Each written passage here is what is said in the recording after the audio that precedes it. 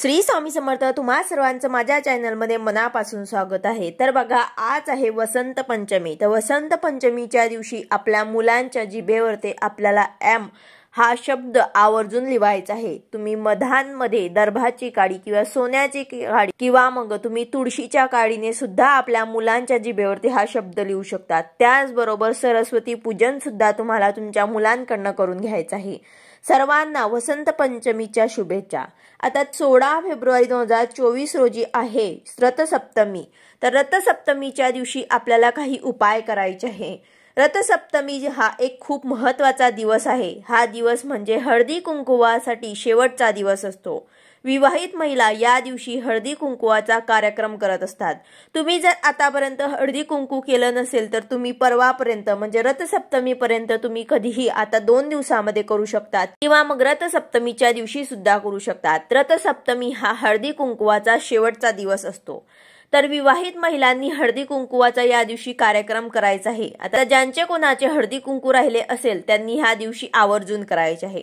परंतु हा दिवस विशेष आहे. ह्या दिवशी केलेले सर्व उपाय आपल्या व आपल्या कुटुंबासाठी लाभदायक ठरतात. तर यासाठीच आपल्याला काही उपाय सुद्धा करायचे आहे. आपल्या सर्व इच्छा पूर्ण होत असतात आणि आपल्या घरी सुख समृद्धी नांदते. तर या दिवशी विवाहित महिलांनी हा एक उपाय केल्याने पतीचे आयुष्य वाढते, आपल्या घराची भरभराट होते, संकटे समस्या सर्व दूर होतील व आपल्याला धन प्राप्ती होईल. फक्त विवाहित महिलांनीच हा उपाय करायचा आहे. एका जागी तुम्हाला मूठभर तांदूळ ठेवायचा आहे, जेणेकरून तुम्हाला त्याचा नक्कीच लाभ मिळणार. तर हे तांदूळ तुम्हाला कुठे ठेवायचे आहे, कशा प्रकारे ठेवायचे आहे तेच मी तुम्हाला आजच्या व्हिडिओमध्ये सांगणार आहे. व्हिडिओ पूर्ण बघा जेणेकरून तुम्हाला संपूर्ण माहिती मिळेल. जर तुम्ही चॅनलवर नवीन असाल तर चॅनलला सबस्क्राईब करायला मात्र विसरू नका आणि व्हिडिओला लाईक करायला मात्र विसरू नका. तर बघा, 16 फेब्रुवारी रथसप्तमीच्या दिवशी सकाळी किंवा संध्याकाळी हा उपाय तुम्ही करू शकतात. म्हणजे सकाळी देवपूजा करत असताना किंवा संध्याकाळी दिवे लागणीच्या वेळी तुम्ही हा उपाय करू शकतात. हा उपाय तुम्हाला तुमच्या घरातच आपल्या देवघरात करायचा आहे. आपण देवघरात सकाळी देवपूजा करतो किंवा मग संध्याकाळी दिवे लागणीच्या वेळेस आपल्याला हा उपाय करायचा आहे. आपल्याला देवघरात जाऊन तिथे आपल्याला बसायचं आहे. त्यानंतर एक वाटीत आपल्याला तांदूळ घ्यायचे आहे आणि त्या वाटीतील तांदूळ आपल्याला आपल्या उजव्या हातात मुठीमध्ये घ्यायचे आहे. मूठभर तांदूळ आपल्याला आपल्या उजव्या हातात ठेवायचे आहे. आपली मूठ जी आहे ते बंद करून घ्यायचे आहे आणि घरावरती आपल्यावरती कोणते संकट असेल किंवा आपल्याला काही इच्छा असेल ते तुम्हाला आपल्या देवघरामध्ये आपल्या देवांना सांगायचे आहे. आपल्या स्वामी महाराजांना सांगायचं आहे.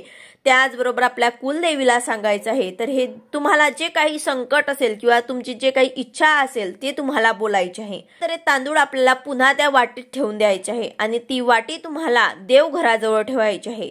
रात्रभर ते तांदूळ तुम्हाला तिथे देवघरामध्येच ठेवायचे आहे आणि दुसऱ्या दिवशी सकाळी उठून आपण देवघरात नमस्कार करतात, देवपूजा करतात. देवपूजा वगैरे झाल्यानंतर तुम्हाला हे तांदूळ जे आहे ते कोणालाही दान करायचे आहे किंवा मग तुम्ही पक्ष्यांना सुद्धा खाऊ घालू शकतात किंवा मग गाईला सुद्धा दिले तरी सुद्धा चालेल.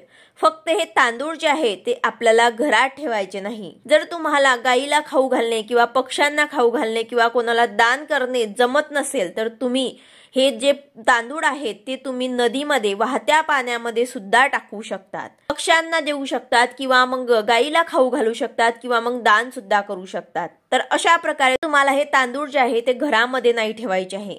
हा उपाय तुम्ही नक्की करून बघा. तुम्हाला नक्कीच त्याचा अनुभव मिळेल. याचं तुम्हाला फळ आवर्जून मिळेल. कारण हा दिवस जो असतो खूप शुभ असतो. या दिवशी जे काही आपण उपाय आणि सेवा करतो त्याचं नक्कीच आपल्याला फळ मिळत असते. या दिवशी तुम्हाला याचे नक्कीच फळ मिळेल. तुमच्या सर्व इच्छा पूर्ण होतील. आपल्या पतीसाठी मागितलेले सर्व काही मागणे, आपल्या पतींच्या उन्नतीसाठी मागितलेले मागणे पूर्ण होईल. जे काही तुमची इच्छा असेल ते तुम्हाला देवघरात बसून तांदूळ जे आहे ते मूठभर हातात घेऊन अशा प्रकारे तुमची इच्छा जी आहे ते व्यक्त करायची आहे. बघा, रथसप्तमीच्या दिवशी आपल्याला पूजा सुद्धा करायची आहे. सूर्याला अर्घ्य सुद्धा द्यायचं आहे. सूर्याला अर्घ्य देताना सुद्धा आपण सुद्धा द्यायचं आहे आणि आपल्या पतींना सुद्धा त्या दिवशी सूर्याला अर्घ्य द्यायला लावायचं आहे. कारण सूर्याला अर्घ्य दिल्यामुळे नोकरी संबंधित जे काही अडचणी येत असतात ते सुद्धा दूर होतात. जो कोणी सूर्याला रोज अर्घ्य देतो त्याला नोकरीत असलेल्या कसल्याही प्रकारच्या अडचणी त्यांना येत नसतात. तर अशा प्रकारे तुम्हाला रथसप्तमीच्या दिवशी पूजा सुद्धा करायची आहे आणि सूर्याला अर्घ्य सुद्धा द्यायचं आहे आणि या दिवशी आपल्याला दूध जे आहे ते सुद्धा उतू जाऊ द्यायचं असतं। तर ते कशा प्रकारे जाऊ द्यायचं असतं, त्याचबरोबर पूजा मांडणी कशी करायची आहे, रांगोळी कशी काढायची आहे याबद्दलचा व्हिडिओ आपल्या चॅनलवरती आलेला आहे, तो व्हिडिओ तुम्ही बघू शकतात। तर अशा प्रकारे हा अतिशय प्रभावी उपाय तुम्हाला रथसप्तमीच्या दिवशी आवर्जून आपल्या पतींसाठी करायचा आहे। व्हिडिओ आवडला असेल तर लाईक करा, शेअर करा, सबस्क्राईब करा। भेटूया अशाच नवीन व्हिडिओ सोबत। श्री स्वामी समर्थ।